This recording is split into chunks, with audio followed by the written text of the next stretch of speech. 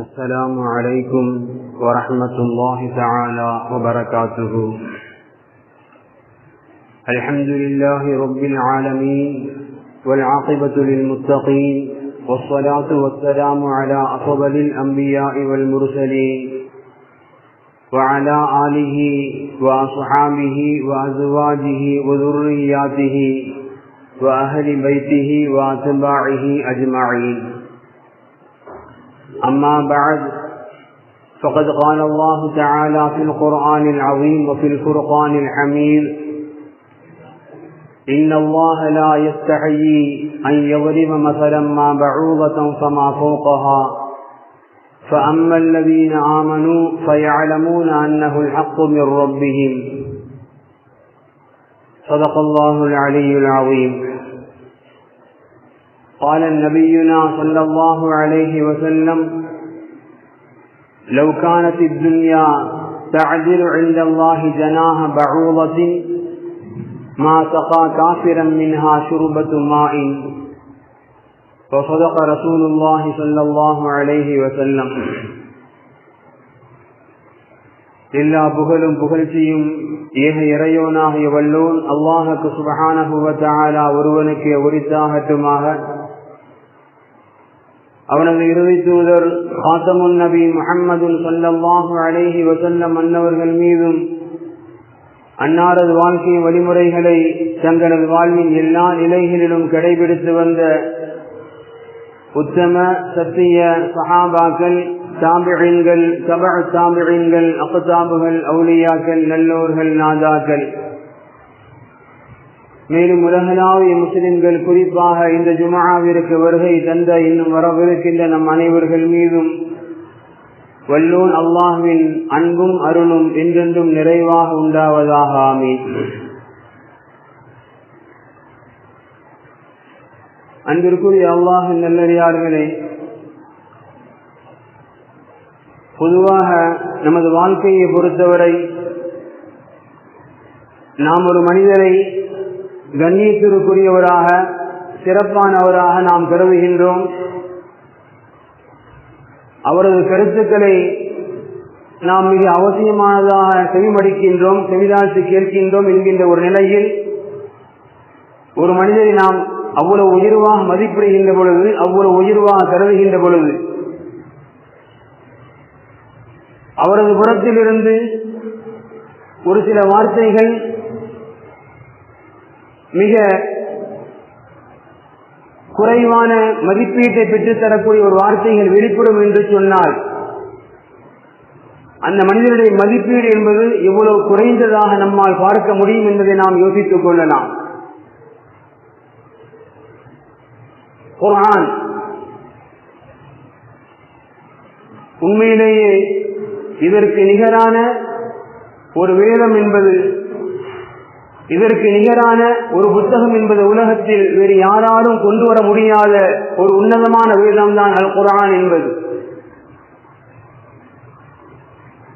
சாதாரண படிப்பறிவில்லாத பாமர மக்கள் உட்பட மிகப்பெரிய படித்த அறிவு ஜீவிகள் வரை அல் குர்ஆனை எந்த நோக்கத்தில் அணுகினாலும், இன்னும் சொல்ல போனால் விஞ்ஞானம் இதுவரை தொட்டிருக்கின்ற அல்லது இனிமேல் தொடப்போகின்ற எல்லா உயர்வுகளையும் தன்னகத்தை கொண்டிருக்கக்கூடிய ஒரு விலை மதிப்பற்ற ஒரு பொக்கிஷம் தான் இந்த குர்ஆன் என்பது.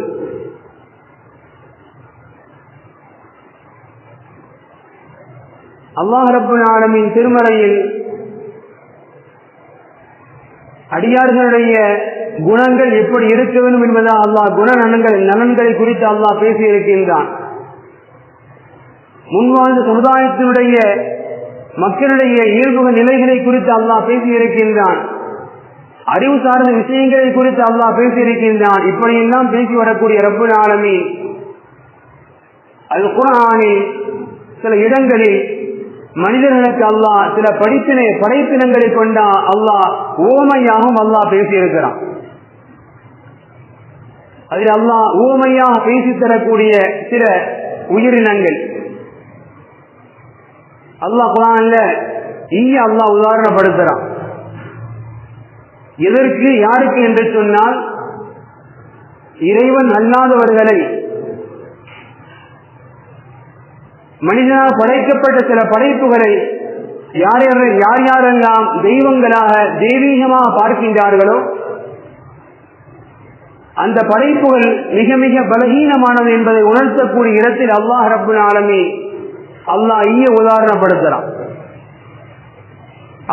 உதாரணப்படுத்தி அல்லாஹ் நீங்கள் வணங்கக்கூடிய தெய்வம் என்பது மிக மிக பலகீனமானது என்கின்ற யதார்த்தத்தை அல்லாஹ் சொல்ல வர்றான். அதுபோன்று திருமறையினுடைய பிரிதோர் இடம் அல்லாஹ் இங்கு சிலந்தி பூச்சியை அல்லாஹ் ஊமைப்படுத்துகின்றான். யாருக்கு? இதுவும் இறை மறுப்பாளர்களுக்கு. யார் யாரெல்லாம் இறைவன் அல்லாத பிற விஷயங்களை தெய்வங்களாக பார்க்கின்றார்களோ, தனக்கு உதவுவார்கள் என்று கருதுகின்றார்களோ, அல்லாஹ் அவர்களுக்கு அல்லாஹ் பேசி காட்டுகின்றான்.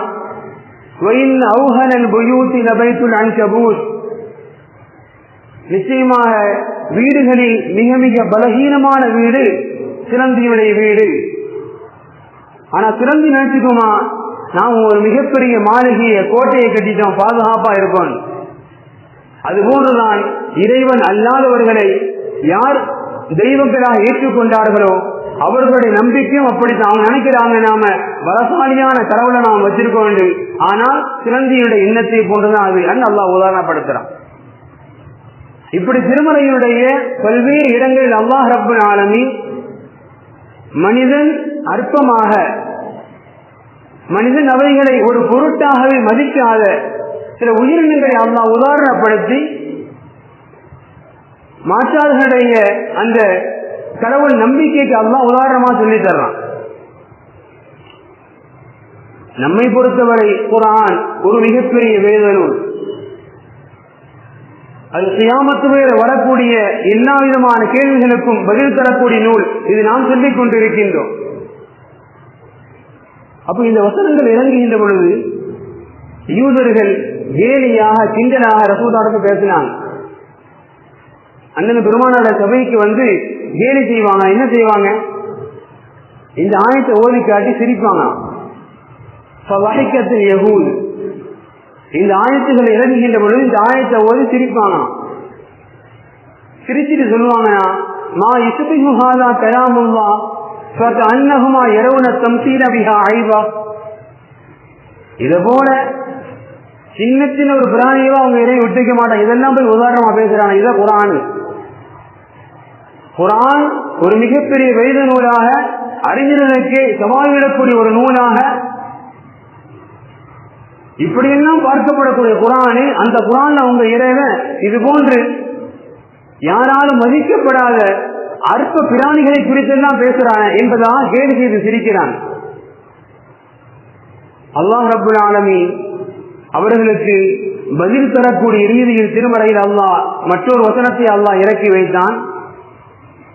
இன்னல்லாஹ லா யஸ்தஹி, நிச்சயமாக அல்லாஹ் ரப்புல் ஆலமீன் ஒருபோதும் வெட்கப்பட மாட்டான்.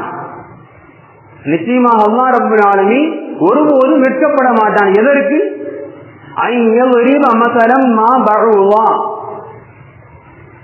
சிலந்தி என்ன சிலந்தி, ஈ என்ன ஈ, அதைவிட சிறியதாக இருக்கக்கூடிய கொசு, அந்த கொசுவையும் உதாரணப்படுத்துவதற்கு அல்லாஹ் வெட்கப்பட மாட்டான் என்று சொன்னவன் அல்லாஹ் நிறுத்திக் கொள்ளவில்லை. அடுத்து பேசினான்,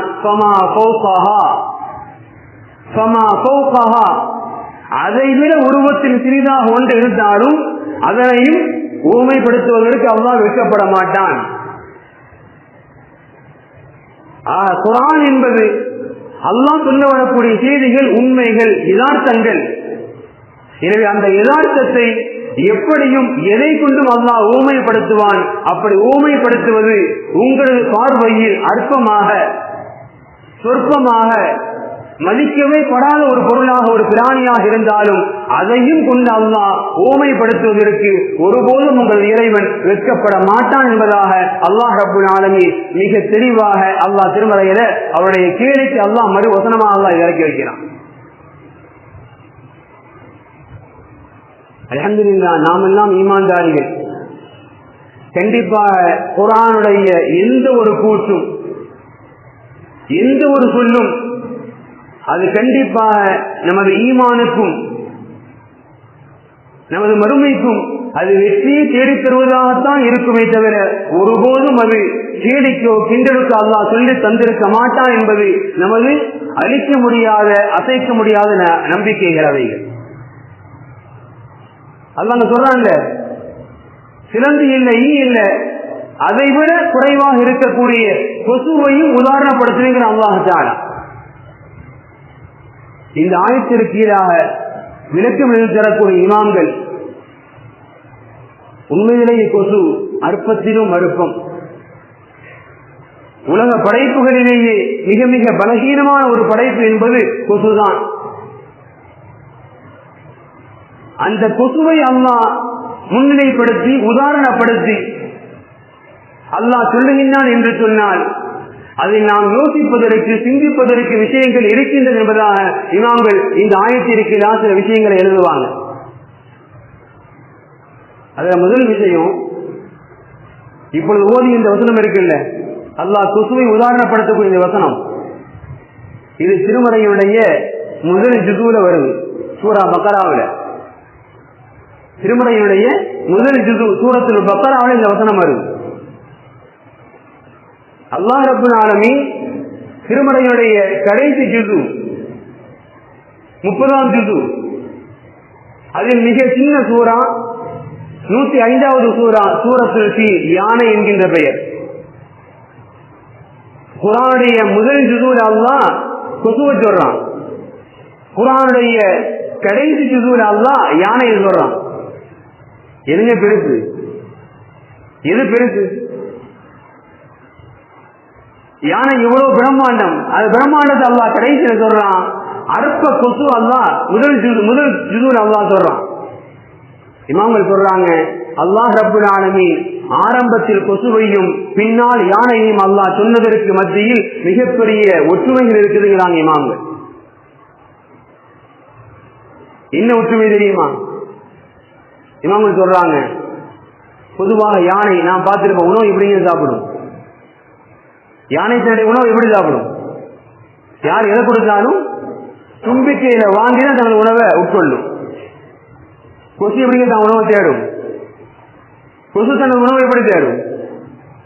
அதற்கு எது தும்பிக்கையை போன்று இருக்கின்றது அது கொண்டு அதனுடைய உணவை தேடும்.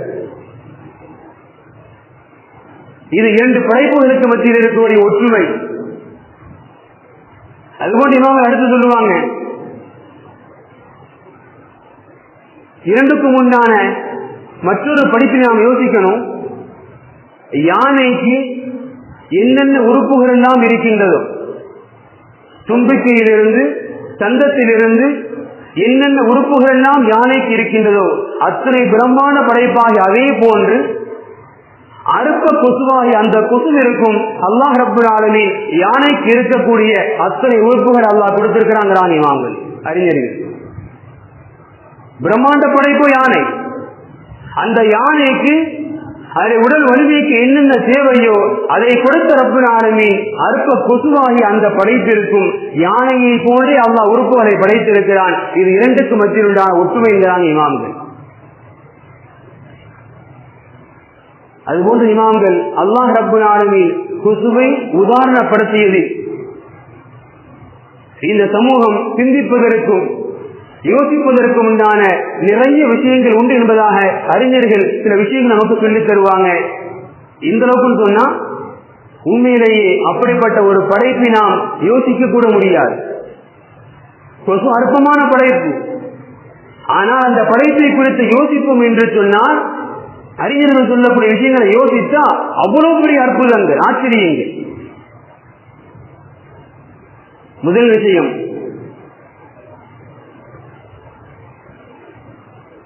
கொசு எவ்வளவு அற்பமான ஒரு படைப்பு. ஆனால் விஞ்ஞானம் சொல்கின்றது, மனிதர்களாகிய நமக்கு என் பிரம்மாண்டமான படைப்பாகிய யானை எதுவாக இருக்கட்டும், எல்லோருக்கும் எல்லா படைப்புக்கும் கண்கள் இரண்டு, எல்லா படைப்பினங்களுக்கும் கண்கள் இரண்டு. ஆனால் அற்பமான கொசுவிற்கு அதனுடைய முகத்தில் 100 கண்கள். விஞ்ஞான உலகம் சொல்லுது அற்ப கொசுங்கிறோம்.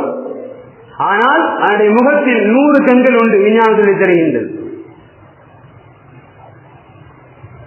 இரண்டாவது சொல்றாங்க, உணவுகளை ருசித்து மென்று குலைத்து சாப்பிடுவதற்கு மனிதருக்கு இருக்கக்கூடிய பற்கள், ஆனால் அற்ப கொசுவாக கருதக்கூடிய அந்த கொசுக்களுக்கு மனிதனை விட அதிக பற்கள், 48 பற்கள் உண்டாம் வாயில. அந்த கொசுக்களுக்கு மனிதனை விட அதிகமாக 48 பற்கள் உண்டு விஞ்ஞானம் சொல்கின்றது. மூன்றாவது சொல்றாங்க, உலகத்தின் எல்லா படைப்புகளுக்கும் அது சிறிதோ பெரிதோ கண்டிப்பாக உள்ளம் என்று ஒன்று உண்டு, இதயம் என்று ஒன்று உண்டு. அது எல்லா படைப்புக்கும் ஒன்று. ஆனா கொசுவுக்கு மட்டும் அல்லாஹ் 3 இதயமா. கொசுவிற்கு அல்லாஹ் 3 இதயங்கள் அல்லாஹ் கொடுத்திருக்கிறான். ஒரு இதயம் எல்லா படைப்பினங்களை போன்று மர்க்கஸ் நடுவில் இருக்கக்கூடிய இதயம். மற்ற 2 இதயங்கள் கொசுவினுடைய 2 இறக்கைகள், ஒவ்வொரு இறக்கைகளிலும் ஒவ்வொரு இதயங்கள் உண்டு விஞ்ஞானம் சொல்லி தருகின்றது. மனிதன் உயிர் வாழ வேண்டும் என்றால் இதயம் துடிக்கணும். அது 1 மணி நேரத்துக்கு எவ்வளவு துடிக்கணும் விஞ்ஞானம் சொல்லி தருது. இவ்வளவு துடித்தால் ஆரோக்கியமான இதயம். ஆனால் கொசு தனது இறக்கையை 1 நிமிடங்களுக்குள்ளாக கிட்டத்தட்ட 500 முறைக்கு மேலாக அந்த இறக்கைகள் அடிச்சிருமா. கொசு தனது இறக்கைகளை 500 முறைகளுக்கு மேலாக 1 நிமிடத்திற்குள்ளாக அந்த இறக்கைகள் அவ்வளவு வேகமாக அசைக்குமா. ஏன் எவ்வளவு தூரம் எவ்வளவு வேகமா அந்த இறகுகள் அசைக்குதோ அவ்வளவு தூரமா அது வேகமா பயணப்பட்டு போகும். சொல்றாங்க 1 மணி நேரத்திற்கு 3 மைல்கள் அதனால் வேகமாக கடந்து செல்ல முடியும். அது போன்று விஞ்ஞானம் தரக்கூடிய எத்தனையோ ஆச்சரியமான தகவல்கள். இன்னைக்கு பொதுவா கொசுவனுடைய இயல்பு தன்மை நமக்கு தெரியும். கொசு கடிக்கும். விஞ்ஞானம் சொல்லுது, விஞ்ஞானம் சொல்லுகின்றது பெண் கொசு மட்டும்தான் இந்த வேலை செய்யும்.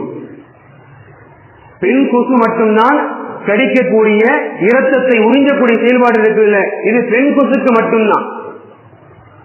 காரணம், அதனுடைய வயிற்றில் தான் அல்லாஹ் ரப்பல் ஆலமீன் இரத்தங்களை சீமிக்கக்கூடிய பைய அல்லாஹ் கொடுத்திருக்கிறான். ஆண் கொசுக்கு அது அல்ல. எனவே பெண் கொசு மட்டும்தான் ஒரு மனிதனை கடித்து இரத்தத்தை உறிஞ்சு விஞ்ஞானம் சொல்கின்றது. அதுபோல பொதுவா இன்னைக்கு ரத்தம் தேவை உதவி கேட்பாங்க. உதவி கேட்டவங்க எல்லாம் போய் கொடுத்துட முடியுமா? யாருக்கு எந்த ரத்தம் சேருமோ அந்த ரத்தம் மட்டும்தான் மனுவை கொடுக்க முடியும். இதுக்கு நாம தனிப்பட்ட மருத்துவம் டெக்னாலஜி எல்லாம் வச்சிருக்கிறோம். ஆனால் கொசுவை குறித்து ஆராய்ச்சியாளர் சொல்றாங்க என்ன தெரியுமா? கொசு ஒரு மனிதரை கடிக்க வருகின்ற ரத்தத்தை உறிஞ்சி வருங்க சொன்னா எடுத்தவன உறிஞ்சிடாது. ஒரு மனிதன் மேல் சென்று அமரும். முதல்ல ரத்தத்தை நுகர்ந்து பார்க்குமா, இந்த ரத்தம் நமக்கு தோதுவானதா, இந்த ரத்தம் நாம் சேமிக்கக்கூடிய வகையை சார்ந்தது என்று யோசிக்குமா. தனக்கு தோதுவான ரத்தமாக இருந்தால் மட்டும்தான் அந்த கொசு எடுப்பு இட விட்டுட்டு போயிருமா. விஞ்ஞானம் சொல்லுது. எப்படி மனிதர்கள் இந்த உடம்புல இந்த வகைக்கு இந்த வகை ரத்தம் தான் சேரும் என்று வைத்திருக்கின்றோமோ, கொசுவும் அதே போன்றுதான். எல்லா உடம்புலையும் எல்லா கொசுவும் கிடைச்சிடாது. என்ன வகை தனக்கு சேரும் என்று இருக்கின்றதோ அந்த வகையும் ரத்தத்தை மட்டும்தான் உறிஞ்சும். மற்ற அப்படி என்னன்னு சொல்லி விட்டுட்டு போயிரு விஞ்ஞானம் சொல்லுது.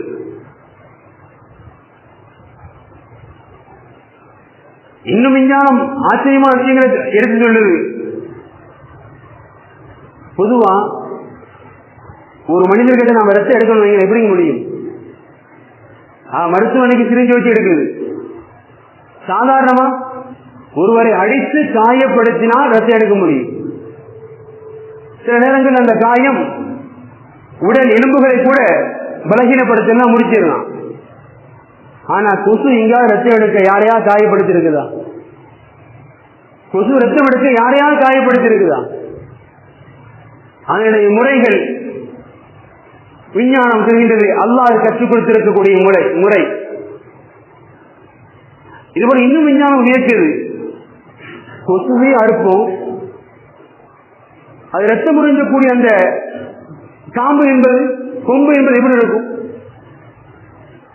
எல்லாருக்கும் ஒரே தோல் கிடையாது. குழந்தைகள் மிருதுவான தோல், பெரியவர்கள் கொஞ்சம் கடினமான தோல், மிருகங்கள் அதைவிட கடினமான தோல்.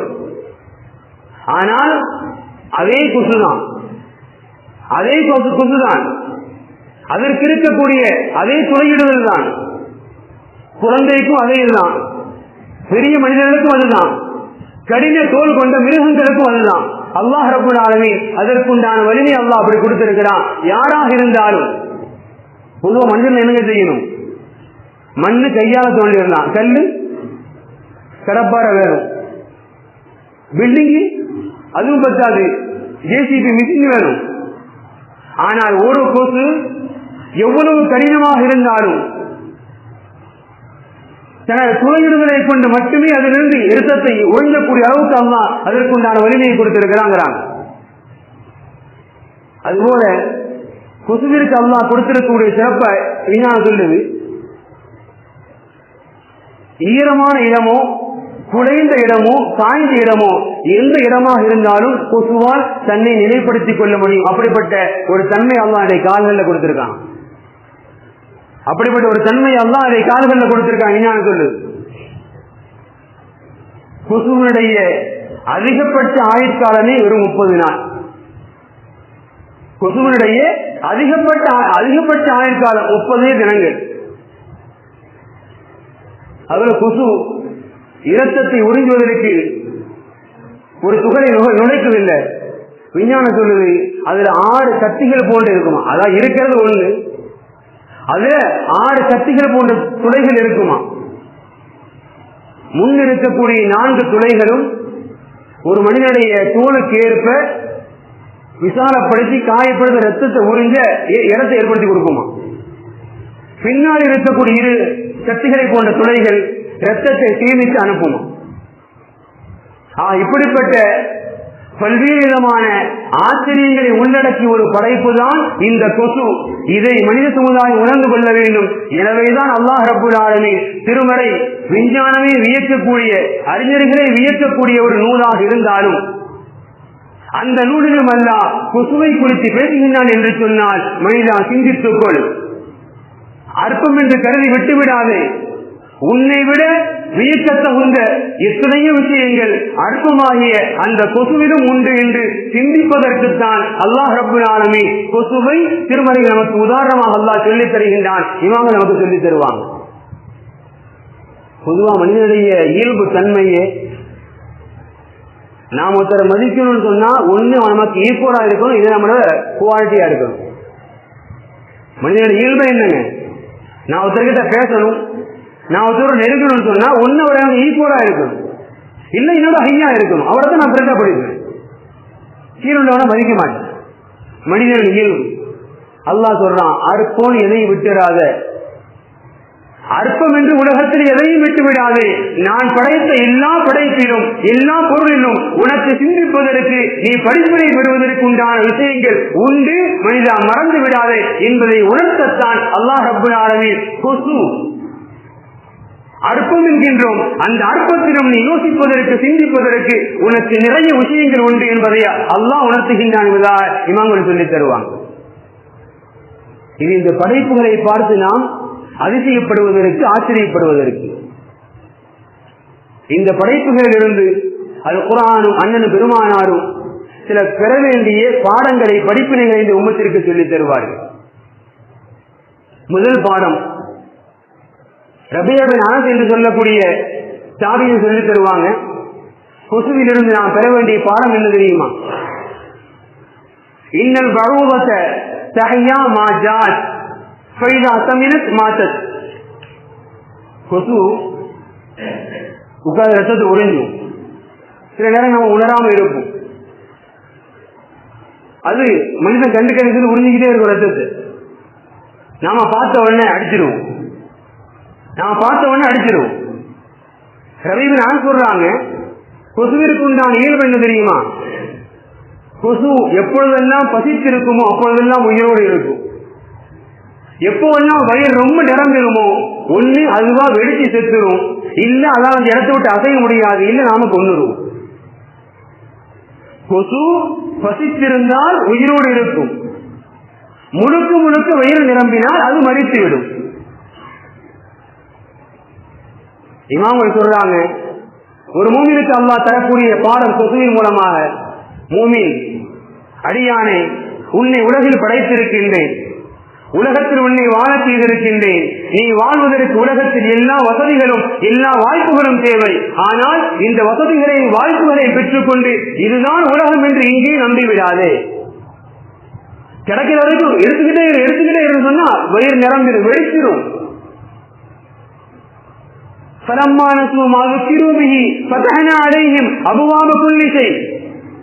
அடியான் நம்மை மறந்து இந்த உலகத்தினுடைய வளங்களில் அவன் மூழ்கி போகின்ற பொழுது அல்லாஹ் உலகத்தை கொடுக்கிறான்னு சொல்லி உலகம் இன்னும் வேணும் இன்னும் வேணும் சொத்து வேணும் சேர்த்துக்கிட்டே இருக்கான். அல்லாஹ் மறந்துடுறான். அல்லாஹ் சொல்றான், நான் எல்லாத்தையும் அவங்க திறந்து விட்டுருவாங்கிறான். ஆனா கடைசி அறிவுதான் மீது. இமாம்கள் கொசுவின் மூலம் இந்த உம்மத்திற்கு அல்லாஹ் தரக்கூடிய பாடம், உலகம் நமக்கு தேவை, உலகில் வாழ்வதற்கு நமக்கு என்ன வசதிகள் தேவையோ அவைகளோடு நிறுத்திக் கொண்டால் அல்ஹம்துலில்லாஹ் தப்பித்துக் கொள்ளலாம். இல்ல இன்னும் வேணும் இன்னும் வேணும் தேடணும்னு சொன்னா கொசுவை போன்று அழிந்துதான் போகுவாய். இது முதல் பாடம். கொசுவை போன்று அழிந்து போவாய். ஒன்று வயிறு வடித்து செத்து போலாம், இல்ல பிறரால் பொறாமைப்பட்டு கொல்லப்படலாம். ஆக அழிவே மிஞ்சி இருக்கும். இரண்டாவது பாடம் கொசுவின் மூலமாக நபிகள் பெருமானார் சொல்லித் தருவாங்க. ஹதீஸ் மதுதான், லவ்கானத் துன்யா தஅதிலு இன்தல்லாஹி ஜனாஹ பஊதத்தின் மா சதா காஃபிரன் மின்ஹா ஷுருபத்துமா. இந்த உலகத்தில் அல்லாஹ் யாருக்காவது நிறைய கொடுத்திருக்கிறானா, அது இறை மறுப்பாளருக்கு அல்லாஹ் கொட்டி கொடுத்திருக்கிறானா, யாரை பார்த்து பொறாமப்படாதீங்க. ஏன் தெரியுமா? நபிகள் பெருமானார் சொல்லி தர்றாங்க, இந்த உலகம் முழுக்க முழுக்க அல்லாஹ்வின் பார்வையில் கொசுவினுடைய ஒரு இறக்கைக்கு கூட சமமாகாது. உலகத்தினுடைய ஒரு பகுதி அல்ல, இந்த உலகம் முழுக்கவே அல்லாஹ்வின் பார்வையில் கொசுவினுடைய ஒரு இறக்கைக்கு சமம் இல்லை. அப்படி சமமாக மதிக்கப்பட்டிருக்கும் அல்லாஹ் இந்த உலகத்திற்கு கண்ணியத்தை கொடுத்திருப்பான்னு சொன்னா நபிகள் பெருமானார் சொல்றாங்க, இறை மறுப்பாளனுக்கு அல்லாஹ் ஒரு சொட்டு தண்ணீரை கூட கொடுத்திருக்க மாட்டான். இந்த உலகம் என்பது அல்லாஹ்வுடைய பார்வையில் ஒரு பொருட்டே கிடையாது. எந்த அளவிற்கு அற்பத்திலும் அற்பமாக இருக்கக்கூடிய கொசு, அந்த கொசுவனுடைய ஒரு இறக்கைக்கு கூட இந்த உலகம் சமமானதல்ல. எனவே பிறரின் பொருளாதாரத்தை கண்டு நீங்கள் வியப்படையாதீர்கள், பொறாமைப்படாதீர்கள், இந்த உலகமே நிஜம் என்று வாழ்ந்து விடாதீர்கள். காரணம், அல்லாஹின் பார்வையில் அற்பத்திலும் அற்பம். இது இரண்டாம் பாடம். மூன்றாவது இமாம்கள் சொல்லித் தருவாங்க, குர்ஆன்ல அல்லாஹ் காஃபிர்னு பேசுறான், முனாஃபிகின் பேசுறான், கொசுவையும் பேசுறான். கொசு கெட்டதா அல்லது முனாஃபிக் காஃபிர் கெட்டதா? இமாம்கள் சொல்லுவாங்க, திருமறையில் அல்லாஹ் சொல்றான், இன்னமல் முஷ்ரிகூன நஜஸ், இன்னமல் முஷ்ரிகூன நஜஸ். இறை மறுப்பாளன் அல்லாஹ்வின் பார்வையில் நஜீஸ், அற்பம். கொசுவை விட அதுதான் அற்பம். இமாம்கள் சொல்லித் தருவாங்க, காஃபிர்கள் இந்த உலகத்தில் எவ்வளவுதான் வலிமை பெற்றவர்களாக இருந்தாலும் அல்லாஹ்விடத்தில் அவர்கள் வலிமை என்பது கொசுவை விட கம்மியானது. அல்லாஹ்வின் பார்வையில் அவர்கள் வலிமை என்பது கொசுவை விட கம்மியானதுதான். எனவே மாற்றாருடைய வலிமையை பார்த்து இப்படி எல்லாம் இருக்கிறாங்க வியந்து போகாதீங்க. காரணம், அல்லாஹ்வின் பார்வையில் அந்த வலிமை ஒன்றுமே கிடையாது, கொசுவை விட அற்பம்தான். எனவே கவலைப்படாதீங்க. கொசுவை குறித்து நாம் ஏன் பேச வேண்டும், ஏன் சொல்ல வேண்டும் சொன்னா, ஆகஸ்ட் 20 உலக கொசுக்கள் தினமாக, அதாவது சர் ரொனால்டு ரோஸ் அப்படிங்கிற மருத்துவர் 1897 பெண் கொசுக்கள் தான் மலேரியாவை பரப்புகிறது அப்படின்னு கண்டுபிடிக்கிறாரு. எனவே ஆகஸ்ட் 20 உலக கொசுக்கள் தினமாக கொண்டாடி சொல்லி முடிவெடுத்து ஐநா கொண்டாடி கொண்டிருக்கின்றது. கொசு கொண்டாடி தீர்க்க வேண்டிய ஒன்றல்ல, ஆனால் அதற்காக நாம் அற்பமாக கடந்துவிடக்கூடிய ஒரு பொருளும் அல்ல கொசு.